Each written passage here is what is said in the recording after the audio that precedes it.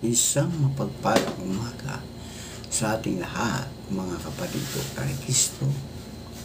Mula sa Gasolid Rock Morning Devotion, isang kagalakan na muli tayo ay makapagbulay-bulay sa salita ng Panginoon sa umagang ito.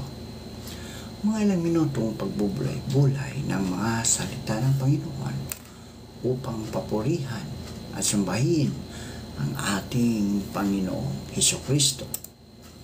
Ang ating pong pagbubulay-bulayan ngayong umaga ng Lunes ay matatagpuan sa mga awit, Kapitulo 23, talatang 1 hanggang 4. Ito ang sinasabi: Si Yahweh ang aking pastol, hindi ako magkukulang. Pinapahimlay niya ako sa luntiang pastulan at inaakay niya sa tahimik na batisan.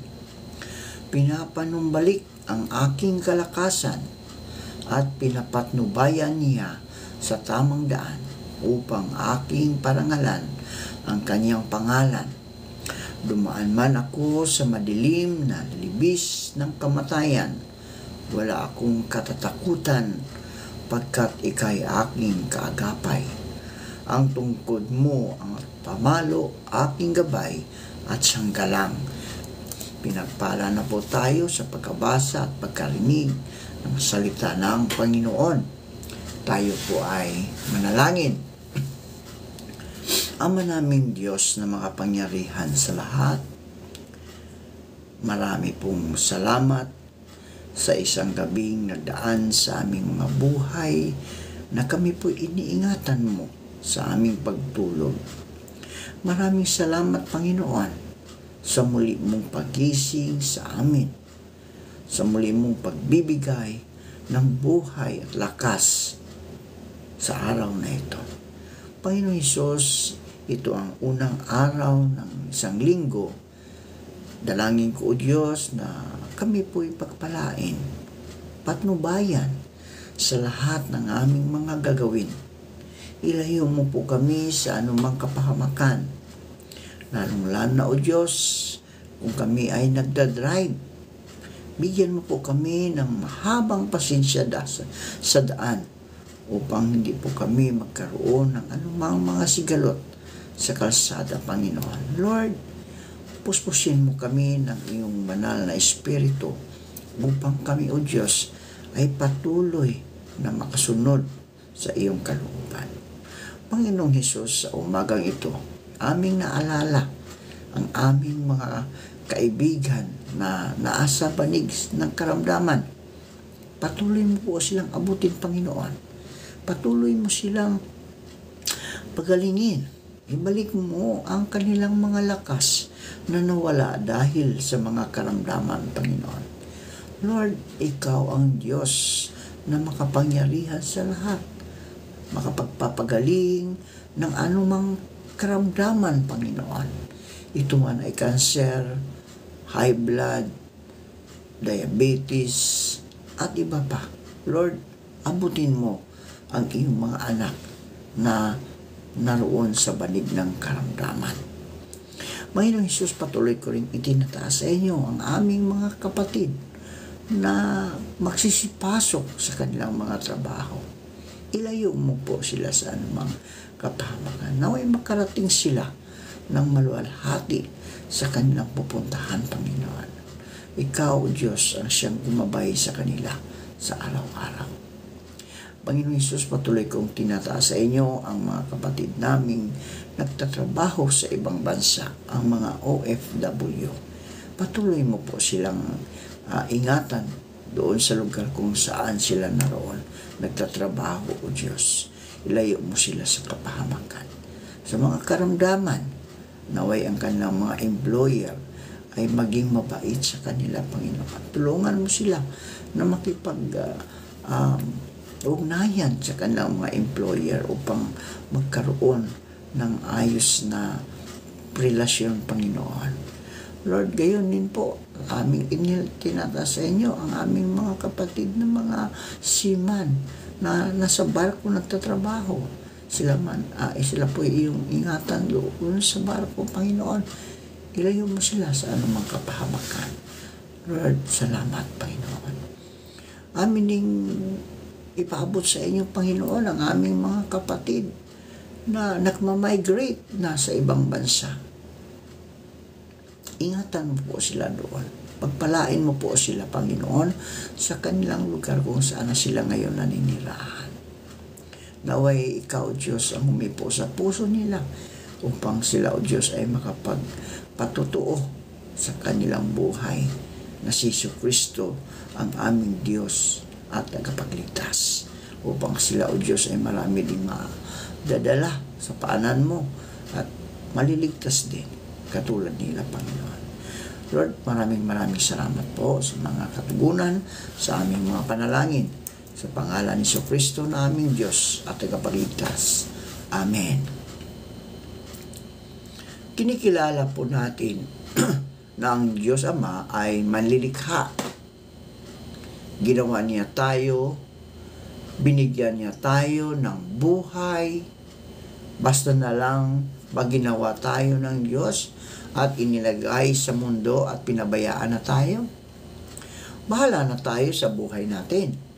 Hindi, may plano siya sa atin. Sa bawat isa sa atin, ang plano ng Diyos sa atin ay tinatawag natin na vocation, na nangangahulugan, na tawag. May tawag ang Diyos para sa bawat isa sa atin. May gampanin tayo sa mundong ito bago tayo makarating sa langit upang maging kapiling niya.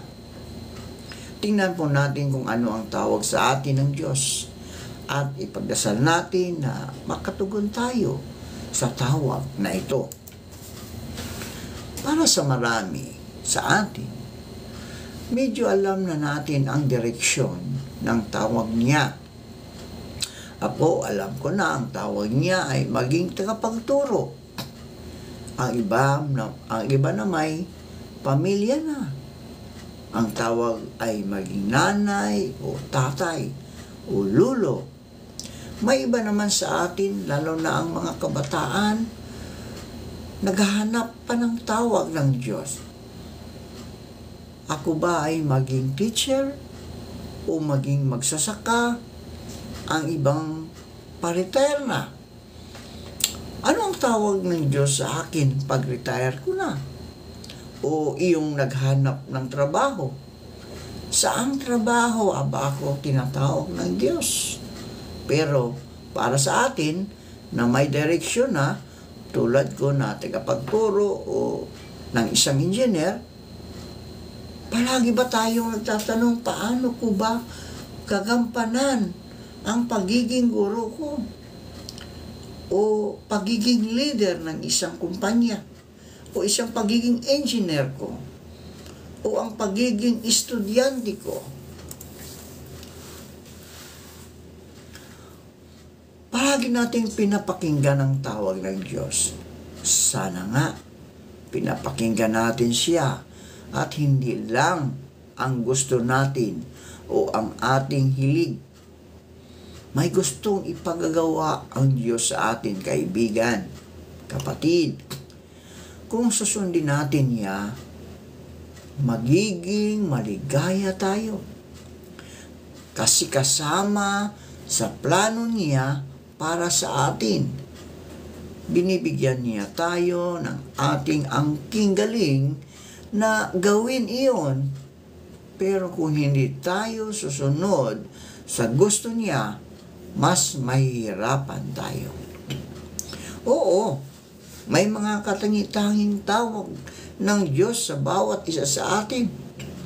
Pero ang individual na tawag na ito ay dapat naaayon sa pangkalahatang tawag sa ating lahat. Ang pangkalahatang tawag sa ating lahat ay magsisi sa ating mga kasalanan. Tanggapin si Jesus at matatanggap natin ang kanyang Espiritu. Ang Espiritu Santo na ibinigay sa atin upang gabayan tayo sa katotohanan ng ating buhay. Ang pagsisisi ay tawag niya para sa lahat. Ganon din ang tawag niya na magsilayo tayo sa masamang impluwensya sa atin sa mundong ito. Sa halip na makinig sa tukso ng ahas tulad ng ginawa ni Adan at ni Eva, makinig tayo sa tinig ni Jesus. Ang ating mabuting pastol, oo, si Jesus nga ang mabuting pastol na naghahanap sa atin at dinadala tayo sa mabuting pastulan. Pero dapat ding maging mabuting tupa tayo na nakikinig sa tinig ng ating pastol at hindi sa basta sino-sino lang upang hindi tayo malito. Si Jesus ay naparito upang gabayan tayo sa buhay na ganap at kaaya-aya. Hindi naman siya namatay para sa atin at basta na lang tayo pababayaan. Namatay nga siya upang dalhin tayo sa buhay na maayos at maligaya. Ayaw niyang mawala tayo, mga kapatid, mga kaibigan. Subalit nga si San Pedro, sa ating ikalawang pagbasa, nagka-watak-watak tayo, gaya ng tupang naligaw. Ngunit, tinipon tayo muli ng pastol na tagapalaga at ng ating kaluluwa. Sumunod tayo sa kanya, mga kaibigan. Ano ba ang ibig sabihin na sumunod sa kanya? Sundin natin ang kanyang mga habilin sa atin at tularan natin siya. Tayo ay Kristiyano, di ba, mga kapatid? Kasi tinutularan natin si Jesucristo. Hindi lang sapat na kilalanin na siya ang Panginoon. Hindi lang sapat na tawagin natin siyang Lord, Lord. No? Sundin natin ang kanyang salita. Mahalin natin siya at maliwanag naman ang sinabi niya na kung mahal natin siya, sinusundan natin ang kanyang mga salita. Sinabi sa atin sa ating salmo ngayong araw ng Lunes, ang Panginoon ay aking pastol. Hindi ako makukulang, ako ay pinahihimlay niya sa mainam na pastulan at inaakay niya ako sa tahimik na batisan. Binibigyan niya ako ng bagong kalakasan. May mabuting pastol tayo na nag-aalay ng kanyang sarili para sa atin. Maging mabuting tupa din tayo na sumunod sa kanyang tinig. Sa mga larawan ni Jesus, mga kapatid, na mabuting pastol, nakikita natin na siya ay nangunguna at sinusundan siya ng mga tupa. Nangunguna siya upang maghanap ng wastong daan na hindi mapanganib sa mga tupa. Nangunguna siya upang harapin ang anumang maaaring maging banta sa mga tupa. Nangunguna siya upang ihanap tayo ng magandang pastulan at ng saganang batisan. Nangunguna siya. Sumunod ba tayo na kanyang mga tupa? Hindi pinapalo ang mga tupa upang sumunod. Sila ay kusang sumusunod kasi may tiwala sila sa pastol. Kung sila ay naliligaw man o nahuhuli, tinatawag niya sila at nakikinig sila sa kanyang tinig. Tinatawag tayo, mga kapatid, mga kaibigan. Yan ang ating bukasyon. May tawag na pangkalahatan para magkaisa tayo, para hindi tayo mapahamak. May tawag sa atin individual, kasi mahal niya tayo individually. May plano siya sa bawat isa sa atin. Maging mabuting tupa tayo. Nakikinig ba tayo sa ating Panginoong Hesukristo, mga kaibigan?